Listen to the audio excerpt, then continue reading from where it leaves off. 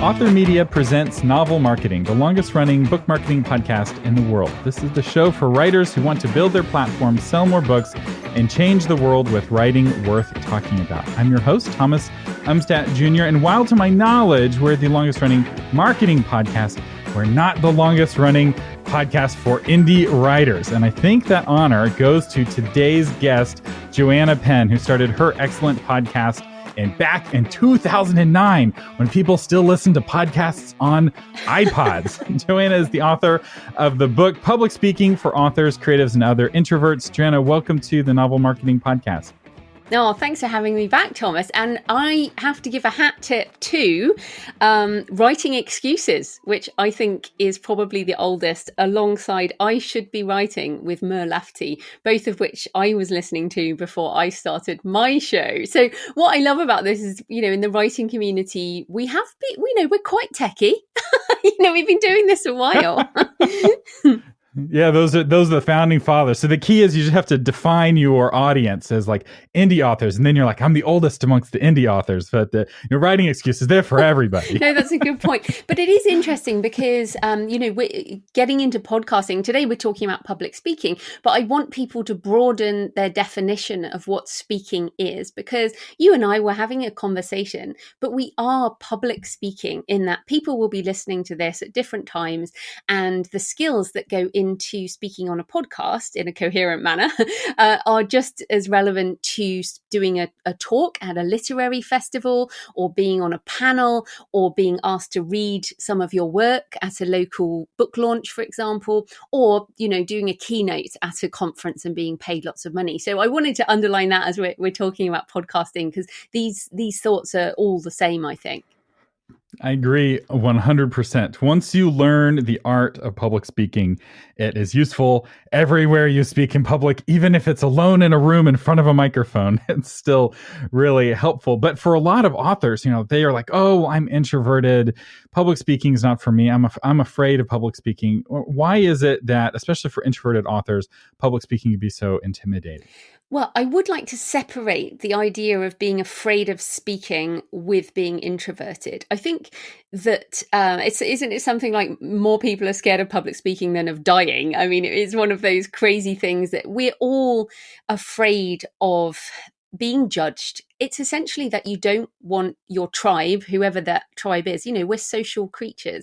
If you stand up and say something and people don't like it, then you can be judged. And it's that fear of being cast out almost. But that is a fear that is almost common to every single person, and almost every single person who does speak professionally will talk about some kind of anxiety or butterflies or energy that you can reframe as energy that's needed for speaking. So let's just assume that everyone has some anxiety around speaking. But in terms of being an introvert, I think, as an author, at this point I've written over 30 books, and we spend a lot of time in our heads, and we don't spend a lot of time being heard or being seen.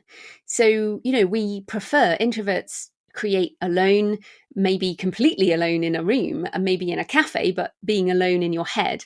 And there's a big difference between the voice that drives your book in your head and the voice that comes out your mouth when you speak. And I think, I'm a very, people might not think it because they hear me on shows and things like this, but I spend most of my time being very quiet. And you have to get over this hump of going from silence to noise and making noise, and then having people look at you. This can be quite intimidating. So what I would say is, as an introvert, it's more about what you're used to. And what's very interesting though, as an introvert, is I actually find it easier being on stage than I do being in a crowd. And one of the benefits of being the speaker is that you don't have to go and talk to people. People will come and talk to you. Yes, that is the primary. But I hate. So full confessions here. I too am an introvert. I'm not an extreme introvert. I'm a little more of an ambivert, but I lean introverted. And for me, that was one of the big perks of going to conferences, is that once you speak, other people come and talk to you, and I'm no longer like standing there on the outside of the crowd, like fiddling with my punch, it's that awkwardness goes away in large part, which is one of the perks no one tells you when you're getting into this. It really does make life easier.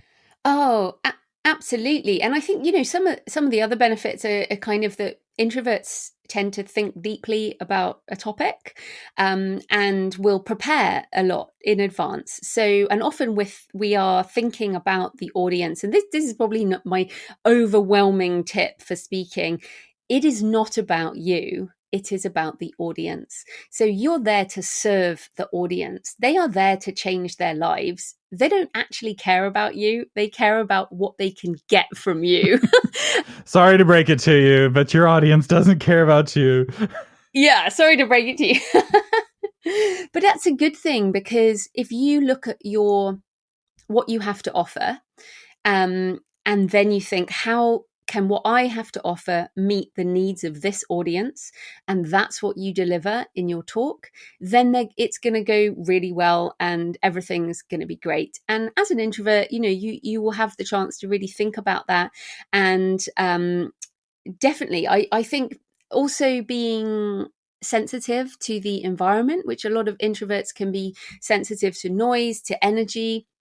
That's something that you can feed off of in a room when you're higher up potentially, or where you are in a position. It is a position of power being a speaker, but you can often see more faces, you can feel the energy, you can see expressions. So by kind of reading that, you can deliver a message that will really satisfy your audience.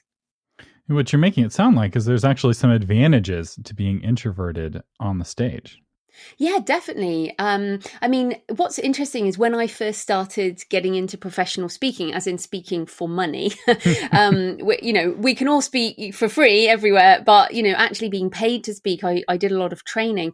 And I was so surprised to discover that some of the best motivational speakers in the world are introverts, in the same way that a lot of actors are introverts. And you don't expect that. You almost think that because they're behaving in a certain way on the stage, that that's what they're like all the time, but it's not at all. It's almost and I have a speaker friend, she said, like, being an extrovert, you can treat it as a verb.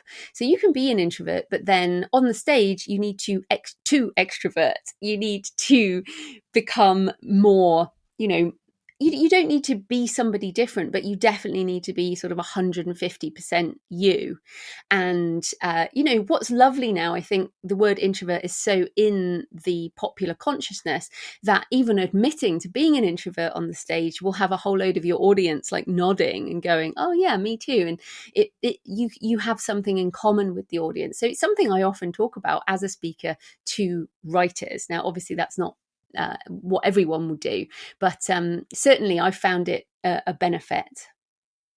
Yeah, my family started a speech and debate club here in Austin for homeschool students way back in the day, when that was an early thing to do. And I remember talking with my dad about how because he observed the same thing, that many of the top speakers are actually introverted, and that his theory was that since extroverted people are more comfortable in front of crowds, that level of comfort causes them to not practice as much. And so it's not that they can't be just as good. They could be, but they will practice until they get comfortable, which for them is less practice. And then what they end up having is a less polished performance than the introvert who's like, man, I got to practice, I got to prepare, right? I have to think original thoughts in my head, right? Because introverts used to be called thinkers, right? It was this very positive term, and they're like, I've got to bring something original and beneficial.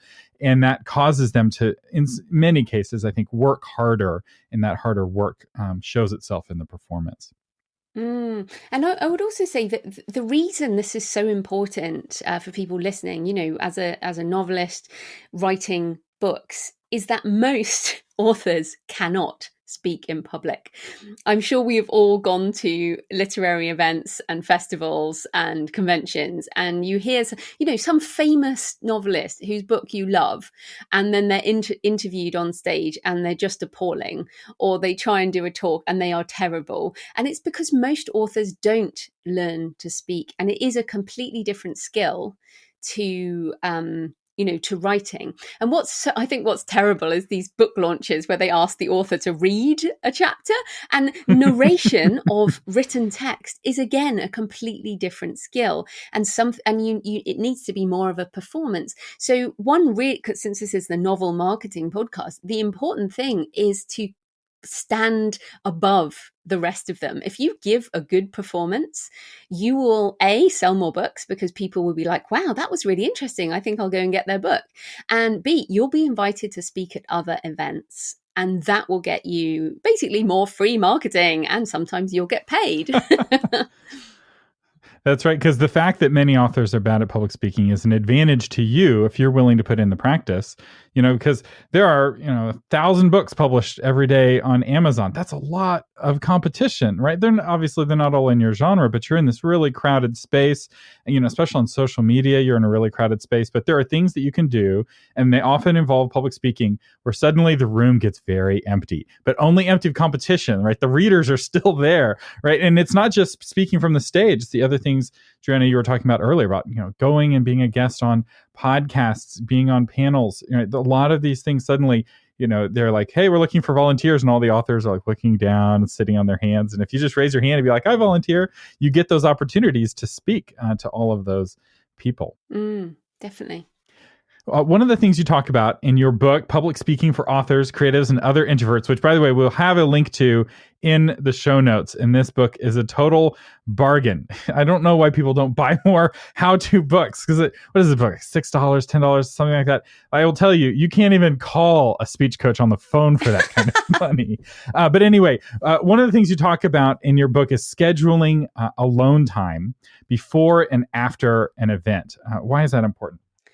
Okay, so and I have to admit, I try this over and over again, and I still, after a decade of doing these types of things, I still struggle. So basically, when you're prepared, I'll take an example. I was speaking at NINC, Novelists Inc. in St. Petersburg, Florida, last year. And it's like a 5-day conference, and I think, or 4 days, something like that. But I was speaking on the morning of the second day. I had jet lag. And I was speaking on the first morning. The pre-speaking stress. I'm an experienced speaker, experienced in my topic, but this was a new physical location. It was a new time zone. It was a new audience that I didn't know. It was material that I had adapted for this audience. So it was, I never give the same talk twice, basically. It might have a similar theme, but it will never be the same talk twice. So I had material that I wanted to share. I get there, the tech setup, this is a big thing. So all of these pre-match stuff that you have to do, like getting in there, finding that my Mac had the wrong adapter to their overhead projector and all this type of thing, meeting people, all of that type of thing. So if you don't schedule, like if I had scheduled back-to-back meetings before I spoke on that second morning, I would already have been exhausted. And then what happens, I find, is when I speak, and this is something, again, I would love to fix or work on more. But I think, again, we give everything. So introverts are energized by being alone, which means being with people is very tiring, it's very draining. But as a speaker, I want to give everything to my audience. So I'm there, giving to a room of around 400 authors. My energy is pouring out of me to these people, and I'm, in the moment, I almost feel my body vibrating with that energy that I am pulling from myself and giving into my talk. Because, I'm a passionate speaker. Hopefully you can tell. But basically, so then what happens after you've given a talk is that many people want to talk to you because they have questions, or they want to, maybe they've heard me on the podcast, they want to have a selfie, or you can sell some books or whatever you're doing. So afterwards, it's not like you step off stage and your energy, you can just run away. You have to continue giving, and this is really important. Never, as a speaker, just leave. Like, you'll get, your audience want some in touch time. So all of that, if you can imagine now that the energy of someone who needs to be alone a lot, by the time you finish that, and maybe you slept badly the night before, whatever, you're feeling exhausted. And then if you're at a conference, this is the big mistake. If you're at a conference that someone's paid for you to fly across the world to, you're going to be speaking more than once. So then you have to kind of repeat that process. Then if you're walking around the hotel, you're going to meet people. All of this to say, that will happen whether you're attending the conference or if you're speaking. But as a speaker, you just have to look after your energy so much more. So when I get booked for speaking, I try to put do not do anything these days, beforehand and afterwards as well, because what happens is you're basically exhausted. You feel very tired. If you are in any way immune compromised, especially if you've flown on an airplane and gone through an airport, you might get sick because your energy dips. So, I try and take Berocca, which is like, vitamin supplements and stuff like that. So I don't want to sound like too dramatic about it, but energy management is, I think, as an introvert, the most important thing to do. And this is why I've changed my practices, which is this year, 2019, I have done no speaking. And 2020, I'm going back on the speaking circuit. 2021, I will do no speaking. So I have to manage this kind of energy with my creative life. And also I will only speak, maybe 4 times in the year, and that will be enough for me. So you have to get to know yourself. And I've only learned this through basically hitting the wall over and over again. How about you? You speak too. I have it. I remember Michael Hyatt talking about this. He's like, after giving a talk, I feel like I've run a marathon, and I'm like, I know exactly how you feel. And often when I'm at conferences, they also book me for consultations where I'll talk to 10, 20 people one-on-one or one right after another, which for an introvert, it's like I like each individual person, right? Like each individual conversation is so good, but it's like after 20 people have picked my brain and I've given a talk or two, I am just spent. And I've learned that I actually schedule an entire day appointment, like a 1-day meeting the day after I get back from a conference, and I just call it recovery. Yes. Yeah. And what I do with like my away message on my email, if I set one, is I don't say when I will get home, right? A lot of people say, oh, I'll be at this conference and I'll be home on such and such date. I don't do that anymore because I've learned, don't do that. I say, I will be back in the office and then I'll give some date, that is after the recovery period. And if I've been speaking in Europe, I sometimes will give myself multiple recovery days. The time zone jet lag thing is tough. It is, and it's unpredictably tough because sometimes the jet lag's no big deal, right? Like, and I've done trips and it was like, oh, this was almost refreshing, right? Like, I almost feel more rested because of the weird things this is doing to my bodies. And other times it's like I've been hit in the face with a freight train and it's not predictable. Like, I thought it'd be like, oh, well, going west is easy, but going east is hard. And it's like, nope. Now I just throw up my hands and be like, I have no idea if jet lag's going to be bad or not. And there's all these like, supposed tricks and homeopathic things you can take. And I think a lot of it's just psychological. I don't know. I have no idea how to consistently make jet lag not be bad, but it is rough when mentally you're wanting to be asleep and yet you're standing in front of a audience of people. And the only advice I have for jet lag is to, if you can, get there a day or two early and give your body a chance to catch up at least a little bit. Yeah, that's one thing. And also, like I said to Nink, I need to speak in the morning because the jet lag that way is I'm up at 4 a.m. So I need to speak at 9 a.m. or 10 a.m. because I'm going to be asleep by, like 4 p.m. in the afternoon. But what I would say to people is, we're talking not just as speakers, we're talking about attending conferences in general. And I think I used to think there was something wrong with me, in that I was like, why can't I deal with this multi-day conference? I'm learning a lot and going to all these sessions, but why am I so tired? Like, what is wrong with me? So if you're listening and you go to conferences and, I would suggest you also look after your energy because you're meeting people and it's very tiring. So just make sure you schedule that alone time so you can recharge. Yeah, that's really good. Now, some people are listening to this and they'd be like, I'd love to have that problem. I'm doing so much speaking that I need to book myself time to recharge, but I don't even know how to get my first gigs. Like, I don't even know how to get booked. Like, how do you get your start with public speaking? Yeah, it's a great question, and what I would say is, okay, so there's it will depend on your attitude.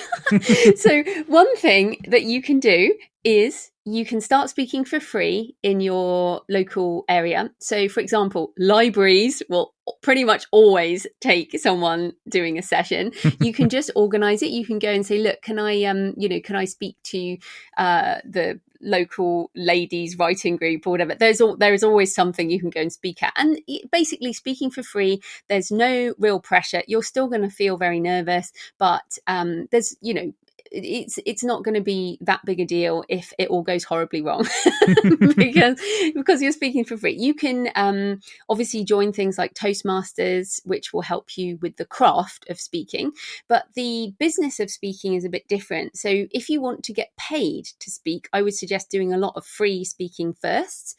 You need some testimonials, people saying that was great, basically. I organized just a session in a local library, but I put up a banner, not like a flyer, and said, I'll be talking about self-publishing. And it was like $10 or something to come and listen to me.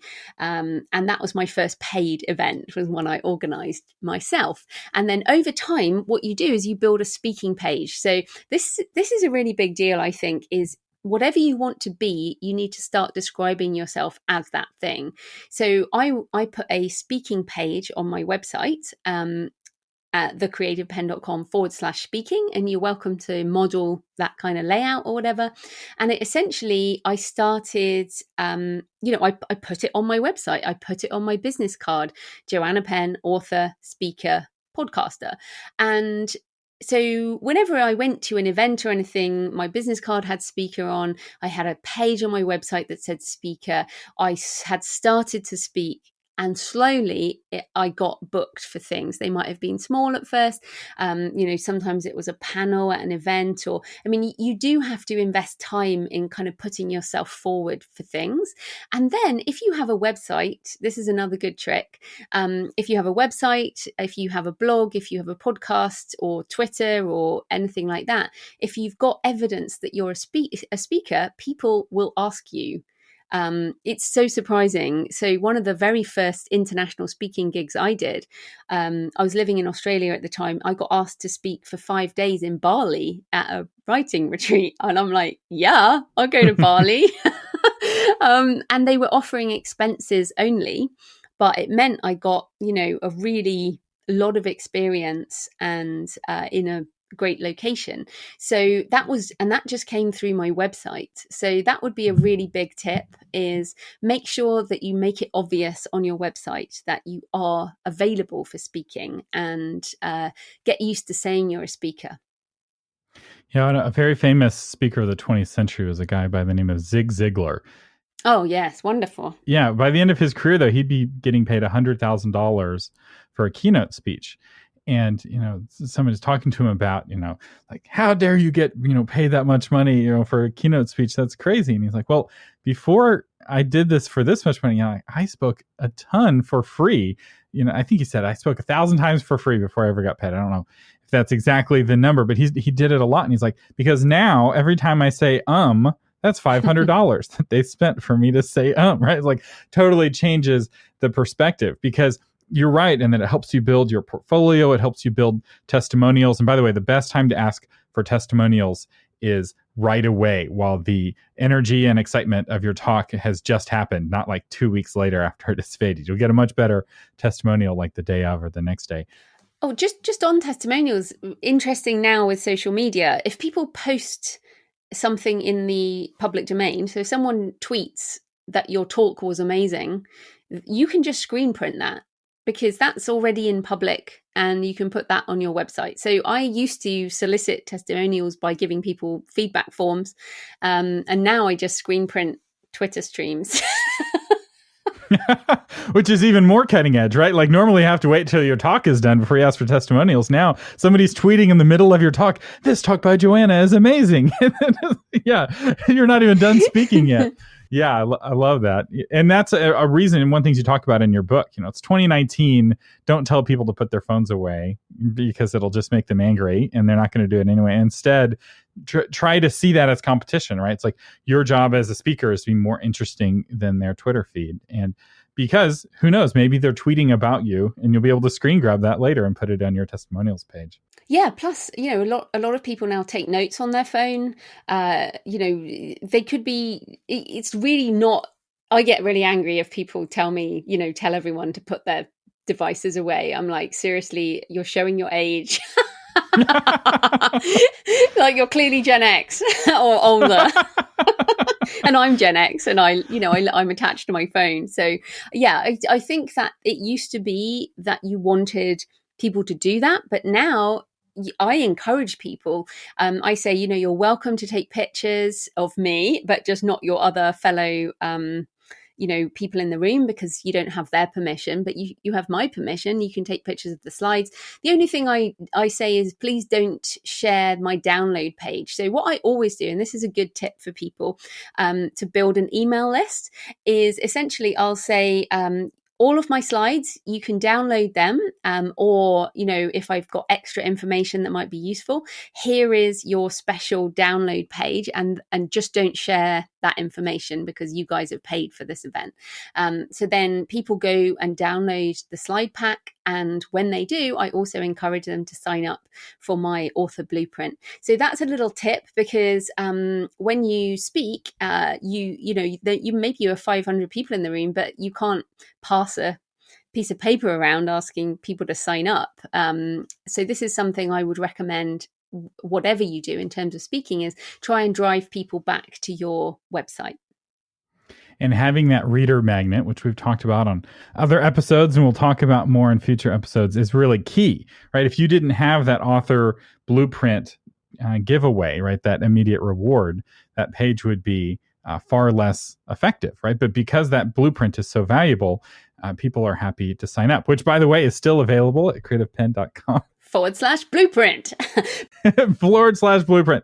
But I guess we should say that this is the novel marketing. I also have my site JF Penn, which is my fiction name, and I have JFPenn .com/free. So you can collect an email list for fiction as well, but mainly as a novelist speaking, you are more likely to be maybe teaching writing classes or at a festival talking about your book or something like that.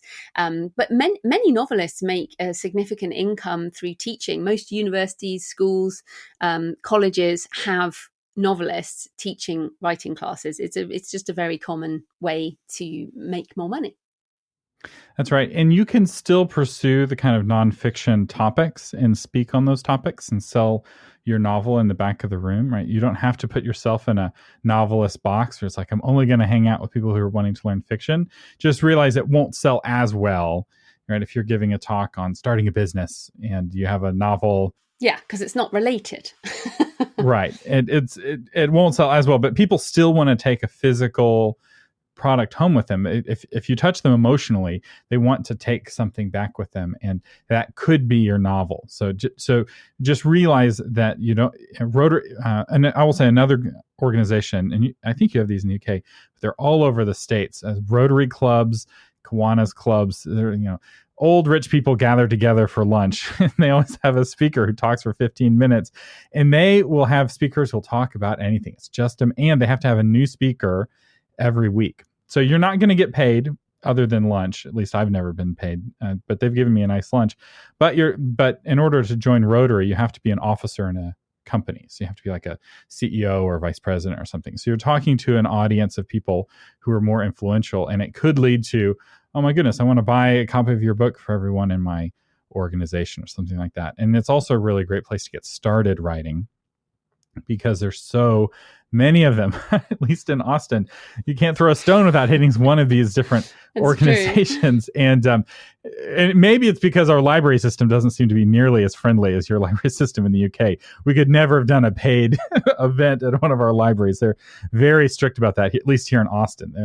I've yet to speak at a library because I haven't been able to get past all of their rules. In fact, there's A lot to be said there, but we're going to move on because I realize we have a lot of international folks. But we're almost out of time. But do you have any other speaking tips? I think the main tip is to really look at this with a different mindset. So when when you mention public speaking, the first reaction is I don't want to do that, or you can't really see past the anxiety of what speaking might make you feel. But what I want to encourage people is there are techniques for dealing with that, some of which are in the book, some of which you can get coaching about or whatever. But once you learn how to manage that and manage your energy, I think speaking is one of those skills that kind of compounds everything else. And you have to see the opportunities that will come because of being able to speak. And literally, you can't imagine it. I can't really believe what's happened in my career over the last decade. Most of which, yes, I've written like 30 plus books, but a lot of my success has come from speaking, whether that's speaking on podcasts, speaking in person, speaking with other human beings, and connecting with people. But I think as writers, we default to the writing page, but humans still connect more voice and body language than they do to the written word. So that can just make all the difference. So if you're out there, I just want to encourage you, you just can't imagine what opportunities might come your way if you start giving this a go. So that would be my encouragement. That's so good, because you never know when it will happen. Like it happened with me one time. I was giving a talk, and there's a lady in the audience. She came up to me afterwards and she said, I really enjoyed your talk. Would you be interested in giving this talk at my conference in Hawaii? And I was like, let me think about that. Yes, I would. And that led to me speaking in Switzerland. And it was just off of a workshop that I did that didn't have that many people. It wasn't like it was some big fancy event, but you never know who's going to be in the audience. And so if you think of it that way, of like, man, this is like hunting for treasure, right? Every time you speak, it's an opportunity to get more speaking events and to grow in your craft. Why wouldn't you want to pursue it? This episode of Novel Marketing is brought to you by my brand new course, How to Get Booked as a Podcast Guest. Podcast guesting, as we've talked about in the past, gives you a high credibility way to reach new audiences, the influence of a podcast without the work of starting your own, which is particularly useful for novelists, and access to influencers you can't reach any other way. You don't need to hire a PR firm for $3,000 to schedule your podcast interviews. You just need to know the secrets of pitching podcasts yourself. And once you start nailing those interviews, podcasters will start reaching out to you to invite you on their shows. With this course, you'll learn how to become a sought-after podcast guest who has access to thought leaders and readers alike. If you're ready to get your book the attention it deserves, this course is for you. And of course, for the month of October, don't forget, patrons save an 80% on the course. After that, if you're listening to this podcast in the future, patrons can still save 50% on the course. But if you're a patron, or if you're thinking about becoming a patron, now is the time. And there's only a handful of $5 patron levels left. You don't have to be a $5 patron in order to get the 80% discount. But if you are a $5 patron, you also get access to the podcast host directory, which is a perfect companion to the course. Speaking of patrons, our patron today is Carrie Dawes, the author of the Ember series. A hurricane and a series of unexplained fires hits too close to home. What will it cost Inspector Cassandra McCarthy to protect the citizens of Silver Heights? And thank you, Carrie Dawes, for being a patron of the Novel Marketing Podcast and helping us stay on the air. And if you would like to become a patron, you can find a link in the show notes. And in terms of what's going on in my life, today is the first day of fall weather. And as I record this, my wife is taking our daughter Mercy out on a walk so she can know what it's like to experience 40-degree weather, which, as far as she's concerned, is the first time she has ever experienced weather that was not hot. I feel like this has been a record-breaking heat summer for Austin, Texas. We've broken all kinds of records, and for a baby who this summer has been most of her kind of conscious life.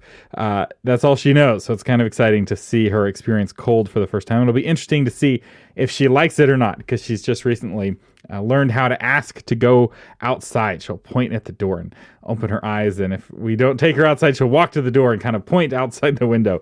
She's very insistent. She's starting to turn into a full-blown toddler. But it's crazy. We can open up a window now and get free cold air from the outside that we don't have to pay the electric company for. I know many of you listening, that's a normal occurrence for you. But those of us in Austin, Texas, this is like a phenomenon known as cold weather that only happens occasionally. But anyway, that's what's going on around here. So, Joanna, where can people find out more about you? Sure. Come over to the Creative Penn podcast, where I talk about writing and publishing and book marketing and making a living with your writing. And you can find all my books in all the usual places. And I actually narrated this book, Public Speaking for Authors, Creatives and Other Introverts. So if you like audiobooks, you can get it on the usual audio platforms.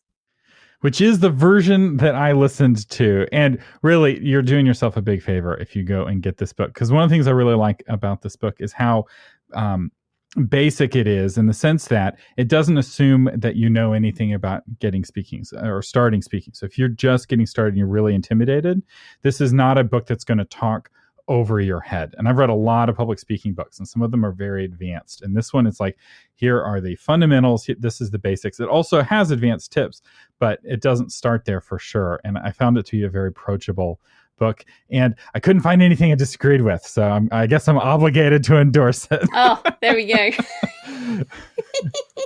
Well, thank you so much, Thomas. It's always great to talk to you.